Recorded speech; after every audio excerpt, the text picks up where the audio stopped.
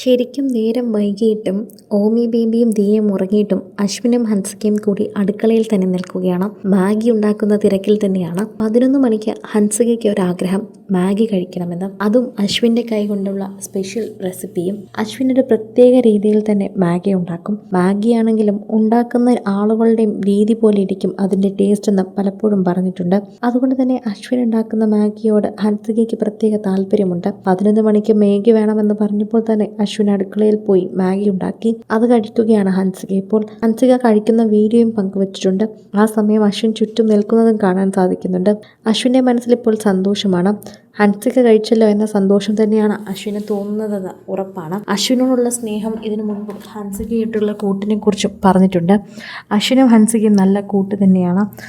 ദിയയുടെ സഹോദരിമാരിൽ ഏറ്റവും കൂടുതൽ അടുപ്പമുള്ളത് ശരിക്കും പറഞ്ഞാൽ ഹൻസികയായിട്ട് തന്നെയാണ്. ഹൻസിക വളരെ ചെറുതായതുകൊണ്ട് തന്നെ അശ്വിൻ എപ്പോഴും കൂടെ കൊണ്ട് നടക്കാറുണ്ട്. അശ്വിന് വേണ്ടിയും ഹൻസിക വളരെയധികം തന്നെ സംസാരിക്കാറുണ്ട്. അഹാനയുമായിട്ടും അശ്വിൻ സംസാരിക്കാറുണ്ട്. എന്നാൽ ഇഷാനിയായിട്ട് മാത്രമാണ് അധികം ക്ലോസ് അല്ലാത്തത് എന്നാണ് പറയുന്നത്. പല വീഡിയോകളിലും അത് കാണാറുമുണ്ട്.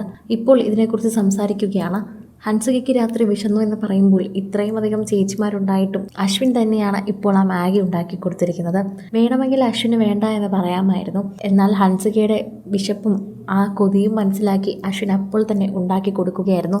ഇതുപോലെ തന്നെയാണ് കൃഷ്ണകുമാറും. തൻ്റെ മക്കൾക്ക് ആഗ്രഹമുള്ളതെല്ലാം അവരെ കൊണ്ട് നേടാനും അവർക്ക് നേടിക്കൊടുക്കാനും യാതൊരു മടിയുമില്ലാത്ത വ്യക്തി.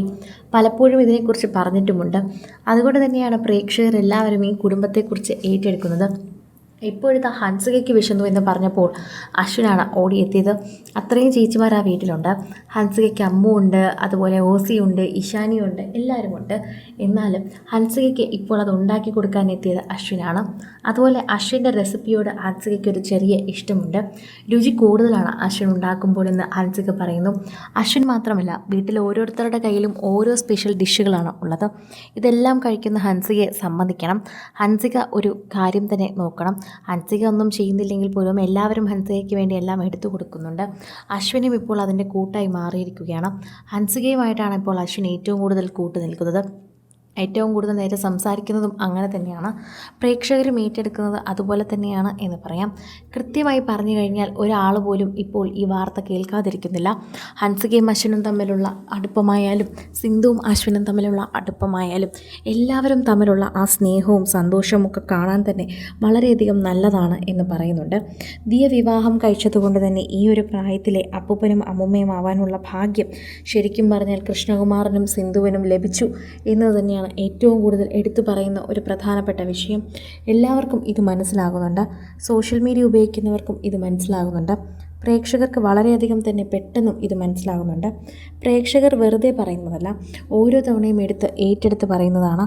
ഓരോ തവണയും പ്രേക്ഷകർ ഓരോ കാര്യങ്ങളാണ് സംസാരിച്ച് എത്തുന്നത്. സോഷ്യൽ മീഡിയ ഉപയോഗിക്കുന്നവരും ഇതിനെക്കുറിച്ച് പറയുന്നുണ്ട്. ആരാധകർക്കത് വളരെ പെട്ടെന്ന് ഇഷ്ടപ്പെടുകയും ചെയ്തിട്ടുണ്ട്. നിലവിൽ ഇപ്പോൾ ഇതാണ് ഏറ്റെടുക്കുന്ന വാർത്ത.